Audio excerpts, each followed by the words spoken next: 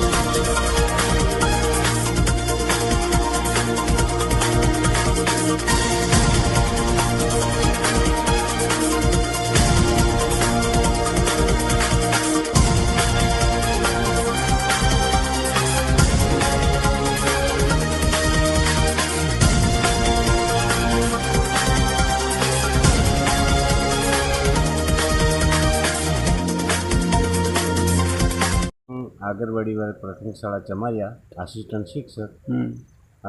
અમારે બાળકોને શાળાએ આવવા માટે બહુ જ મુશ્કેલી પડે છે. નદી આવે છે અને આગળવાડી ફળિયામાંથી જે બાળકો આવે છે એમને કોતર આવે છે. એટલે આ નદી આવે ત્યારે બાળકોને બહુ મુશ્કેલી પડે છે. વાલીઓને બી મુશ્કેલી પડે છે. આ બાબતની કોઈ રજૂઆત કરી હતી? રજૂઆત તો મીડિયામાં કરી હતી. ના, મીડિયામાં એટલે ધારાસભ્ય કે પછી સરપંચ એ લોકોને જાણ કરી હતી બાબતે? નથી કરી. તો હવે તમારું શું કેવું છે કે આ નાળું બને તો ઠીક છે? હા, જો નાળું બને તો બહુ સારું. આની બાબત અમારા બાળકોનો પ્રશ્ન સોલ્વ થઈ જાય. આપનું નામ? બારિયા ગોવિંદસિંહ સબુરભાઈ, આસિસ્ટન્ટ શિક્ષક, આગળવાડી વર્ગ ચમારિયા.